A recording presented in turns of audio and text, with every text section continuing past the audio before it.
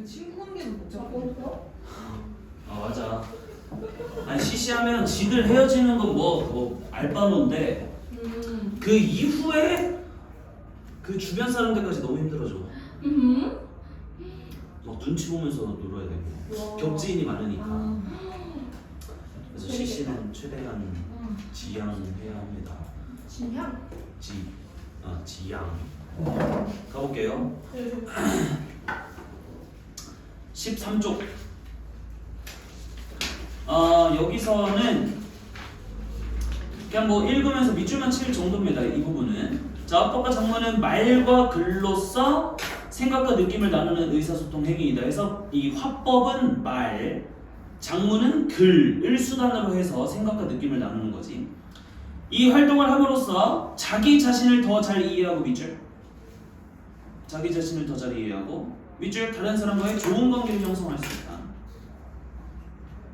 나아가 우리가 함께 살아가는 밑줄 공동체의 문제를 해결하고 발전. 이 세 개가 계속 나올 겁니다. 자신에 대해 더 잘 이해할 수 있고 이 사회적 관계를 잘 형성할 수 있고 공동체 문제를 잘 발전시킬 수 있다 정도. 밑에 볼게요. 합법과 장문의 특성. 자, 합법과 장문의 특성은 개인적 차원과 사회적 차원으로 나눌 수 있는데 두 가지 밑줄. 개인적 차원, 사회적 차원. 먼저 일상생활에서 일상생활 밑줄. 일상생활 간단한 정보 안부를 전하기 위해 문자메시지를 작성하는 이런 게 이제 개인적 차원에서 이루어지는 거고 일상생활에서 간단한 정보 주고받고 안부 전하는 거 개인적 차원이고 반면 밑줄 학급에서 필요한 규칙 지역사회의 문제를 해결하기 위해 여럿이 모여 회의를 하는 등의 의사소통 행위는 주로 사회적 차원 밑줄 사회적 차원에서 이루어진다.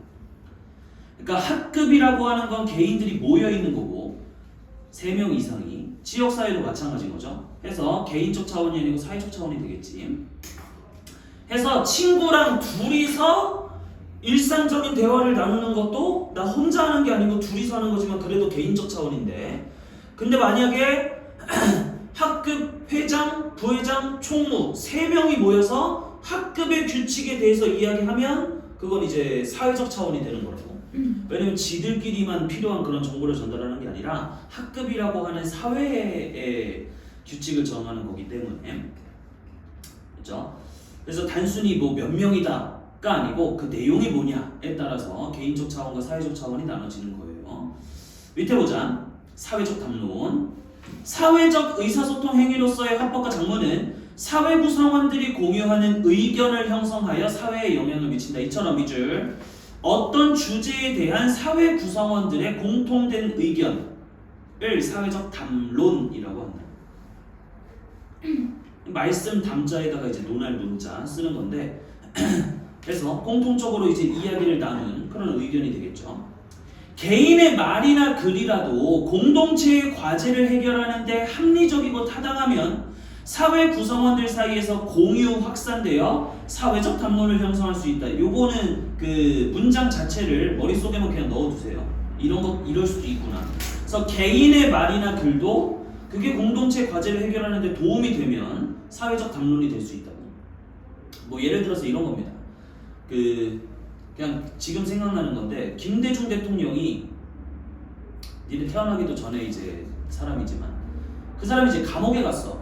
감옥에 가가지고 교도소장이랑 이제 대화를 하는 그걸 이제 책이 있습니다.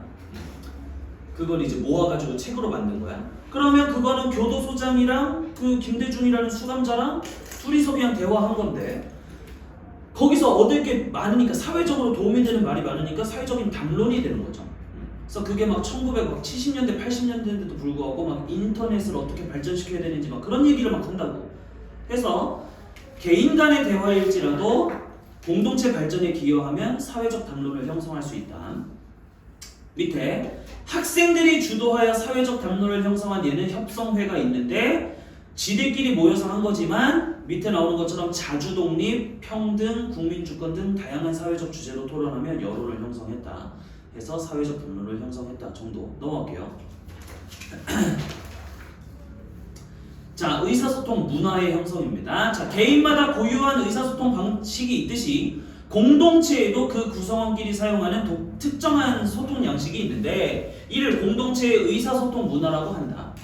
의사소통 문화는 가정이나 학교와 같은 작은 공동체부터 민족, 국가와 같은 큰 공동체에 이르기까지 다양한 층위에서 존재한다. 그리고 사회 집단에 따라서 특유한 의사소통 문화가 형성되기도 한다. 예를 들어서 청소년, 지들만이 지니고 있는 의사소통 문화를 만들려고 하잖아요. 자, 합법과 장모는 이러한 의사소통 문화를 형성하는 역할을 한다. 그리고 이는 다시 구성원 개개인의 합법과 장모 과정에 영향을 주기도 한다. 밑줄.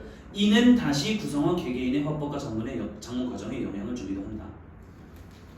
그래서 공동체의 의사소통 문화가 당연히 그 공동체 구성원 개개인의 합법과 장모 과정에 영향을 주기도 하겠죠. 밑에. 자, 의사소통 문화는 그 사회의 구성원이 중시하는 가치와 규범, 관습에 의해 형성된다. 공동체마다 중시하는 것이 달라서 특정한 의사소통 문화가 절대적으로 옳거나 그르다고 할 수 없다. 이게 왼쪽에 나오는 문화 3대주의죠. 텔레비전이나 컴퓨터가 보편화하기 전에는 공동체마다 특유한 의사소통 문화를 잘 유지하였는데 최근에는 인터넷과 같은 전자매체가 널리 보급되면서 의사소통 문화가 빠르게 변화하고 있다. 이를 고려하여 우리는 자신이 속한 공동체 안의 의사소통 문화를 당연한 것으로 받아들이고 무작정 고수하기보다는 밑줄 시대와 상황에 맞는 의사소통 문화를 만들어가는 태도를 길러야 한다. 그래서 인터넷과 그 전자매체, 텔레비전 같은 게 많이 보급되면서 의사소통 문화도 빠르게 변화하고 있고 받아들여야 한다 이 말이죠. 문화 상대주의는 다 알죠? 모든 문화는 다 이유가 있다. 존중해야 한다는 거고요. 넘어갈게요. 자, 기능 보겠습니다. 아까 전에 했었는데 자기 자신에 대해 더 잘 알 수 있고 공동체 발전에 기여하고 그리고 그 긍정적인 관계를 형성하는 거 이렇게 볼게. 자, 첫 번째 자아성장의 기여부터 보겠습니다. 우리는 일상생활 속에서 다른 사람과 대화하면서 자신의 모습을 돌아보고 앞으로의 발전을 위해 노력할 것을 다짐하기도 한다. 가까운 사람과 깊이 있는 대화를 나누는 것은 다른 사람의 눈에 비치는 자신의 모습을 객관적으로 인식하고 반성하는 기회로 적용하여 자아 형성에 도움을 준다. 당연한 말이죠. 또한 시리에 빠졌을 때 주변에서 건네는 따뜻한 위로의 말은 어려움 극복하고 자아를 성장시킬 수 있는 동력이 되기도 한다. 이러한 과정을 통해 우리는 자신을 긍정적으로 인식할 수 있게 된다. 삶 속에서 다양한 일들을 경험하며 생각하고 느낀 점을 글로 쓰는 것은 삶의 의미를 새롭게 인식하고 삶을 더욱 적극적이고 긍정적으로 대하는 태도를 기르는 데 도움을 준다. 자신의 삶을 성찰하고 정서를 진솔하게 표현하는 글을 씀으로써 우리는 자신을 더 깊이 있게 이해할 수 있고 성장할 수 있다. 그리고 독자도 그 깨달음을 얻으면서 성장을 할 수 있다는 당연한 말입니다. 밑에 볼게요. 공동체 발전. 합법과 장문 활동을 하면서 긍정적인 자아 정체성을 확립한 개인은 자신감 있는 태도로 다른 사람과 원만한 관계를 형성하고 유지할 수 있다. 그리고 이러한 관계를 바탕으로 건강하고 활기찬 공동체를 만들어 나갈 수 있다. 또한 우리는 공동체 문제나 쟁점에 대한 논의에 참여함으로써 공동체 발전에 기여할 수 있다. 이게 이제 담론을 형성해 나가는 거지. 개개인이 공동체의 문제에 관심을 기울이고 토론, 토의, 건의문, 이 시평 쓰기와 같은 다양한 의사소통에 참여함으로써 문제를 해결해 나갈 수 있기 때문이다. 요즘에는 인터넷 넘어가겠습니다. 자, 맥락.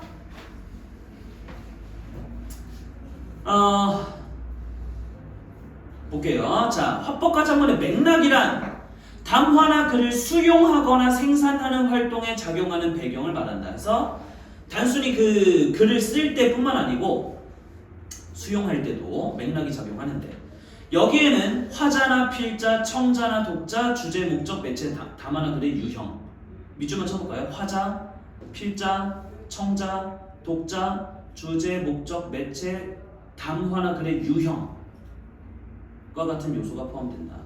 외우진 않아도 되겠지만, 그치? 그래서 화자나 청자는 담화나 글을 생산하는 사람이고 필자나 독자는 수용하는 사람이죠.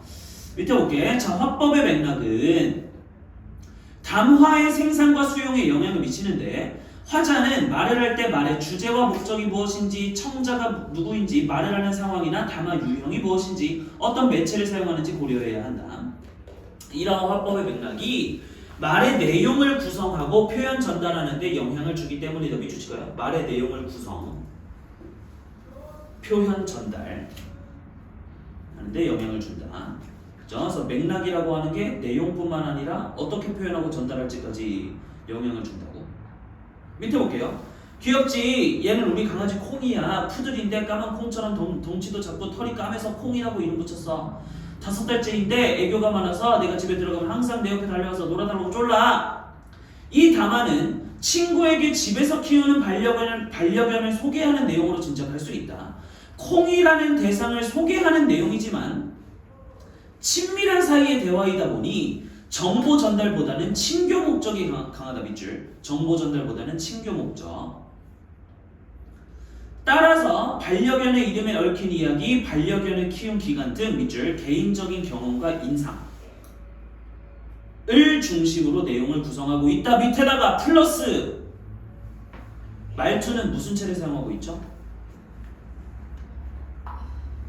진금체. 경어체 말고. 그걸 뭐라 그러지? 비격식체죠. 비격식체 플러스 비격식체.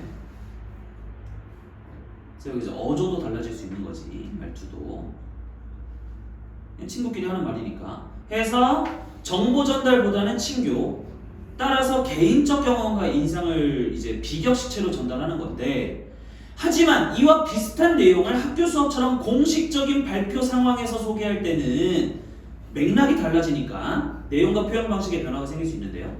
여러분에게 소개할 저희 집 반려동물은 강아지 콩이입니다. 견종은 푸들로 곱슬곱슬한 털이 매력적입니다. 푸들은 성격이 온순하고 지능이 높습니다. 게다가 크기도 작고 털도 적게 빠져서 집안에서 키우기 쉬운 편입니다.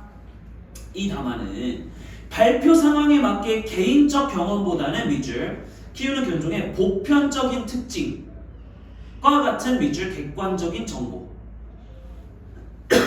중심으로 내용을 구성하였고, 공식적인 상황에 맞는 밑줄 격식체를 활용하여 정중하게 표현하고 있다. 그래서 맥락이 달라져서 내용뿐만 아니라 표현 방식도 달라지는 거죠. 만약 화자가 맥락을 고려하지 않고 친구에게 소개할 때와 똑같이 말했다면 의사소통의 효율성이 떨어지고 예의가 없다고 여겨질 수도 있다. 이처럼 상황에 맞는 의사소통을 위해서는 맥락 고려하는 것이 중요하다. 넘어서. 자, 장문의 맥락인데요.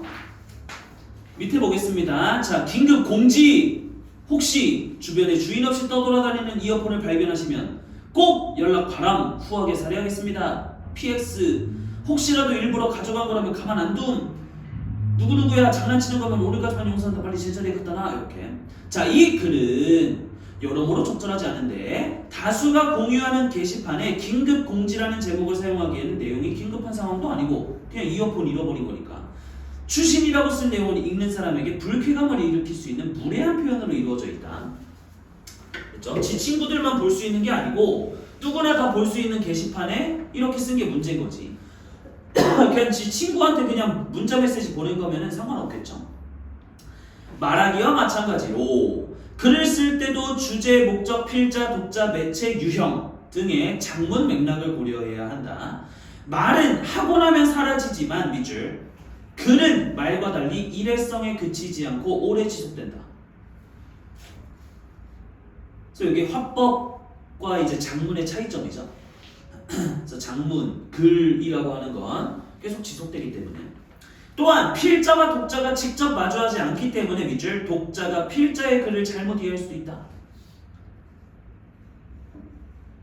이런 점을 고려한다면 글을 쓸 때는 더욱 세심하게 맥락을 고려할 필요가 있다. 특히 게시판, 문집, 블로그 등에 싣는 글은 밑줄 예상 독자가 불특정 다수인 점을 고려하여 글의 유형에 맞도록 격식을 갖추어 예의 바르게 써야 한다. 이렇게 해서 그 인터넷 매체, 특히 이제 게시판, 뭐 블로그 같은 것들은 예상 독자가 불특정 다수죠. 밑에는 보겠습니다. 자, 사회적 계층, 공동체 가치관과 같은 사회문화적 요소도 담화나 글의 수용과 생산에 영향을 줄 수 있다. 밑줄 사회문화적 요소. 즉 담화나 글의 내용이 같다 하더라도 화자나 필자, 청자나 독자가 어떤 계층에 속한 사람인지 밑줄 어떤 계층, 뭐 청소년인지 노년층인지 아니면 뭐 상위층인지 뭐 하위층인지 뭐 그런 것들. 공동체의 가치관이 무엇인지에 따라서 밑줄 공동체의 가치관. 이 무엇인지에 따라서 담화나 글의 내용을 이해하거나 표현하는 방식이 달라질 수 있다. 뭐 대표적인 예로 여대에 가서 여고에 가서 강연하는 거랑 군대에 가서 뭐 아니면 뭐 남고에 가서 강연하는 거랑 그 내용이 조금씩 달라져야 되겠죠.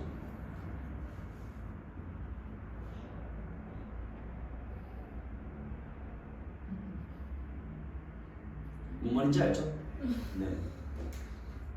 아닌가? 네, 뭔 말인지 알죠? 네. 이 공동체의 가치관이 다를 수 있기 때문에 다르다라기보다 다를 수 있기 때문에 따라서 화법과 작문 활동을 할 때는 이러한 다양한 맥락을 고려해서 넘어가겠습니다.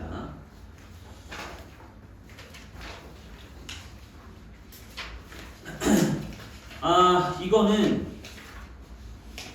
태도는 진짜 쉬우니까 날개 오른쪽을 보겠습니다. 그 문제화 됐을 때 니네가 뭔 말인지 모를 것만 할게요. 나머지는 그냥 사람이면 알 수 있는 거거든. 고등학생이면. 자, 개인적 차원의 쓰기 윤리와 사회적 차원의 쓰기 윤리 보겠습니다. 자, 개인적 차원의 쓰기 윤리는 글을 쓸 때 필자 자신이 알고 있는 내용을 밑줄 허위로 쓰거나 과장, 축소, 왜곡하지 않는 거. 즉 진실되게 쓰는 게 개인적 차원의 쓰기 윤리입니다. 반면에 사회적 차원의 쓰기 윤리는 다른 사람의 글이나 자료를 허락 없이 무단으로 사용하지 않으며 밑줄 다른 사람의 글이나 자료 등을 허락 없이 무단으로 사용하지 않으며 사용할 때는 허락을 얻고 출처를 명확하게 밝힌다. 밑줄 허락을 받고 출처를 명확하게 밝힘. 그러니까 표절하지 말라 이거죠. 그래서 개인적 차원의 쓰기 윤리는 진실되게 쓰는 거고 과장, 축소, 왜곡하지 말고 사회적 차원의 쓰기 윤리는 다른 사람의 글을 표절하지 말라. 요렇게 그냥 나눠두시면 됩니다. 머릿속에서. 넘어갈게요. 26쪽에서는 중간부터 보겠습니다. 이 글의 독자는부터. 자, 이 글이 그 위에 박스에 있는 글인데요. 자, 이 글의 독자는 글에 담긴 의견이 필자가 생각해낸 것이라고 여길 것이다. 인용이나 출처 표시가 없기 때문이다. 그러니까 인용 표시는 이제 따옴표 같은 걸 쓰는 거죠. 근데 그런 게 하나도 없으니까. 이처럼 다른 사람의 저작물을 인용이나 출처 표시 없이 자신이 생각한 것처럼 단어나 문장을 살짝 바꿔 표현하는 것은 표절에 해당한다. 사회적 차원의 쓰기 윤리를 어긴 거죠. 무심코 표절하지 않으려면 다음과 같이 내용을 정확하게 인용해야 하며 출처도 함께 명시해야 한다. 자, 김기태 2013년 136쪽이겠죠. 페이지겠지. 자, 에서는 올바른 인용의 원칙과 방식이 필요한 까닭에 대해 따옴표 써서 인용 표시했지. 그래서 다른 저작자들의 성과물을 어쩌고 저쩌고 라고 하였다. 라고 인용 표시했고 밑에 참고문을 쓰면서 출처까지 표시했습니다. 자, 이 글은 인용한 글의 출처를 구체적으로 밝혀주고 있다. 그러나 인용 표시가 적절하더라도 저작자의 동의나 이용 허락 없이 창작물을 임의로 사용하는 것은 지적 지식 재산을 침해할 수 있으므로 주의한다 해서 허락받고 출처 표시해야 된다. 이제 사회적 차원의 쓰기 윤리를 지키는 거겠죠. 넘어가서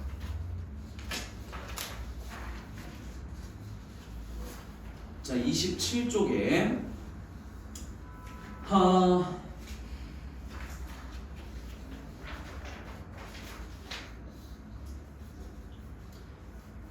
넘어가겠습니다. 27쪽은 자, 28쪽 볼게요. 자, 언어 공동체란 같은 언어를 사용하면서 공동생활을 하는 사회 집단이다. 그래서 뭐 크게 보면 우리나라 사람들일 거고 뭐 작게 보면은 뭐 청소년층, 뭐 노년층 이렇게 나눌 수 있겠죠. 자, 언어 공동체는 말과 글로 의사소통하는 과정에서 일정한 관습을 형성하게 되는데 원만한 의사소통을 위해서는 이를 바르게 이해하는 것이 중요하다. 밑에 볼게요. 우리 언어 공동체의 말에 대한 전통적인 관점은 말을 삼가는 것이 바람직하다는 것이었다. 밑줄 말을 삼가는 것이 바람직하다. 말을 많이 하지 마라. 이지. 그래서 밑에 보면 옛사람들은 군자는 지혜로운 사람은 부득이한 경우가 아니면 말하지 않는다 라고 했고 또한 선한 사람은 말수가 적다 라고 했다. 꼭 말을 해야 할 때 말하는 것이 바로 말을 적게 하는 것이다. 나는 이 말을 익혀 외운 지 오래되었는데도 제대로 지키지 못해 항상 부끄러움을 느낀다.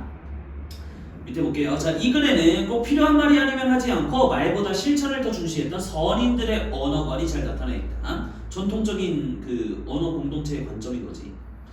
웃 어른에 대한 존경심을 표하는 것은 우리 오랜 사회의 전통이다. 밑줄. 웃 어른에 대한 존경심. 우리 사회의 오랜 전통인데요. 이에 따라 우리 언어 공동체에는 윗사람을 높이고 아랫사람을 존중하는 언어 예절. 밑줄. 윗사람을 높이고 아랫사람을 존중하는 언어 예절. 해서 전 세계 어느 언어보다도 높임 표현이 가장 발달한 언어가 이제 우리나라 말입니다. 그래서 아랫사람은 높임말을 쓰고 윗사람도 아랫사람에게 적절한 대우를 해주는 언어 관습이 그 예의다. 이러한 경향은 자신을 낮추고 타인을 배려하는 담화 및 장문 관습으로 확산되었다. 밑줄. 자신을 낮추고 타인을 배려하는 담화 및 장문 관습. 우리말에서 다양한 겸양 표현이 발달한 것도 이러한 관습을 반영하는 것이다. 겸양은 이제 겸손하게 표현하는 거죠. 우리 언어 공동체에서는 말과 글의 의미를 해석할 때 밑줄 개인보다는 공동체의 가치를 더 중요시하는 경향. 그렇죠? 해서 그냥 내 엄마가 아니고 우리 엄마라고 표현하는 거, 내 집이 아니고 우리 집이라고 표현하는 것 자체가 내 나라가 아니고 우리나라 공동체의 가치를 더 중요시하기 때문에 그런 단어들이 그냥 굳어진 거죠. 자기의 생각이나 의견을 표현할 때 공동체 구성원들의 상황이나 처지를 먼저 생각하고 다른 사람의 말과 글을 해석할 때도 내용이 무엇인지보다는 공동체 구성원들에게 어떤 의미가 있는지를 더 중요시한다. 밑에 볼게요. 자, 안녕하세요. 그동안 여러분께서 많이 격려해 주셔서 이번에 제가 작품 전시회를 열게 되었습니다. 이것도 밑줄 쳐봐. 여러분께서 많이 격려해 주셔서. 요것도 위에다 써주세요. 이것도 겸양이야. 그래서 제가 전시회를 열게 되었습니다. 여러모로 부족한 점이 많지만 시간이 허락된다면 꼭 오셔서 자리를 빛내주시기 바랍니다. 그래서 겸양과 상대의 처지를 배려하는 표현들 넘어가서 자, 이 글에서는 자신의 작품 전시회 개최를 다른 사람의 덕으로 돌리고 초청받는 사람들의 처지를 헤아려 말하면서 그들을 높이고 있다. 이와 같이 우리 언어 공동체에는 말과 글을 사용하고 해석할 때 자신보다는 타인과의 관계나 공동체 유지 발전을 더 중요시하는 경향이 있더라. 자, 마지막. 자, 언어 공동체의 담화 및 장문 관습은 화법과 장문의 실천에 영향을 미치면서 시간의 흐름에 따라 지속적으로 변화하고 있다. 밑줄. 시간의 흐름에 따라 지속적으로 변화. 고정된 게 아닙니다. 관습은. 오늘날에는 우리 사회에서도 무조건 말의 상가기보다는 상황에 따라 적극적으로 표현하는 것을 권장하고 할 말은 해야 한다. 수직적 의사소통보다는 수평적 의사소통을 더 중시하며 공동체 질서 유지를 고려하는 일 못지않게 개인의 자율성과 창의성의 가치를 부여하는 경향을 볼 수 있다. 그래서 땡땡땡 회장 혁신연수에서 수평적 토론 문화, 발표와 토론 중심, 창의적 조직 문화 위에 소통 강화 뭐 이런 식으로 전통적인 화법과 장문의 관습을 이해하고 따르는 것도 중요하지만 이 신문 표제들처럼 밑줄 변화한 사회 문화적 환경에 적합한 화법과 장문의 문화를 가꾸기 위해 노력하는 것도 매우 중요하다. 그래서 전통적인 관습을 이해하는 것도 중요하지만 시대 변화에 따라 사회 문화적 환경의 변화에 따라 가는 것도 중요하다고. 자, 담화 및 장문 관습의 변화 속에서도 말을 앞세우기보다는 말의 의미를 실천하기 위해 노력하는 진실한 언어 생활, 개인의 가치와 공동체의 가치를 균형 있게 추구하면서 타인을 배려하는 공손한 언어 생활은 우리가 지켜나가야 할 올바른 언어 문화의 핵심이다. 밑줄만 쳐볼게요. 진실한 언어 생활, 공손한 언어 생활. 정도 어려운 게 하나도 없죠. 넘어가겠습니다. 자, 여기서부터는 좀 외워놔야 할 게 많습니다. 볼게요. 내가 보니까 시험 범위에서 딱 냄새가 나는 게 교과서에 나오는 뭐 글을 활용하신다기보다 이런 개념들을 활용하실 것 같거든. 선지를 구성할 때. 그래서 자세히 한번 보겠습니다. 정보를 전달하는 글에는 신뢰성이 있고 유익한 정보가 담겨 있어야 한다. 이거 당연하니까. 이를 위해 필자는 다양한 경로에서 풍부한 정보를 수집하고 글의 주제, 목적, 독자 등에 따라 이 맥락에 따라서 정보의 중요도나 가치를 판단하여 선별해야 한다. 믿으실까요? 다양한 경로에서 풍부한 정보를 수집해야 하고, 수집할 때는 많은 자료를 수집해야 하고, 밑줄 글의 주제, 목적, 독자 등에 따라 정보의 중요도나 가치를 판단하여 선별. 그래서 이 중학생들 시험에 많이 나오는 건데 수집한 자료는 모두 다 쓸 필요가 없어요. 그래서 자료는 많이 수집하되 주제, 목적, 독자 혹은 뭐 매체에 따라서 선별해서 활용을 해야 되겠지. 중요도 판별을 해가지고. 그리고 선별한 정보는 독자가 이해하고 기억하기 쉽도록 체계적으로 조직해야 한다. 밑줄. 체계적으로 조직. 그래서 순서를 잘 짜야 한다 이 말이죠. 그래서 정보를 수집하고 판단 선별하고 정보 조직하고 이렇게. 네. 그래서 뭐 우리가 고등학교 1학년 때는 뭐 작년 독서할 때도 잠깐 했었지만 뭐 내용 마련하기, 그 뭐 내용 조직하기 뭐 그렇게 배웠었는데, 그래서 정보를 수집하고 판단 선별하기까지가 이제 내용 선정하기, 내용 마련하기 단계고, 그 다음에 이제 그 개요 짜는 단계가 내용 조직하기 단계였죠. 밑에 볼게요. 자, 수집. 정보를 수집하는 방법은 책, 백과사전, 신문, 방송, 인터넷 등과 같이 밑줄 매체를 통한 간접적인 방법. 매체를 통한 간접적인 방법과 밑줄 면담이나 방문과 같은 직접적인 방법. 면담, 방문은 직접적인 방법이죠. 그래서 뭐 인터뷰 같은 거. 이제 그래서 밑에 보면 간접 방법은 뭐 인쇄 매체나 전자 매체 활용하는 거. 직접 방문은 이제 면담이나 방문하는 거. 네, 그래서 뭐 새에 대해서 강연을 한다 치면은 그 자료를 선정할 때 내가 직접 뭐 산에 가서 새 사진을 찍는 건 직접적인 정보 수집이겠지만, 직접적 인 방법으로 정보를 수집하는 거겠지만, 백과사전에서 사진을 따다가 쓰는 건 간접적인 정보 수집이겠지. 밑에 간접적인 방법은 폭넓은 정보를 쉽게 얻을 수 있는 장점이 있다. 밑줄 폭넓은 정보 쉽게. 그냥 책 펼쳐서 끄적 읽기 하면 되니까. 인쇄 매체의 경우 폭넓고 깊이 있는 정보를 얻기 위해서는 책을, 정확한 설명을 얻기 위해서는 백과사전을, 최근 동향이나 실제 사례를 얻기 위해서는 신문을 활용하면 된다. 밑줄칠까요? 폭넓고 깊이 있는 정보, 책 동그라미. 정확한 설명, 백과사전 동그라미. 최근 동향이나 실제 사례, 신문 동그라미. 여기까지 한번 볼게. 방송이나 인터넷 같은 전자매체는 다양한 정보를 손쉽게 얻을 수 있는 장점이 있는데, 폭넓다기보다는 다양한 정보죠. 그러나 방송은 공정성 측면에서 밑줄. 방송은 공정성 측면. 인터넷은 신뢰성 측면에서 문제가 있는 정보가 유통되기도 하므로 수집한 정보를 비판적으로 수용하는 태도가 필요하다. 밑줄. 비판적으로 수용하는 태도. 자세한 거는 쉬었다가 하겠습니다.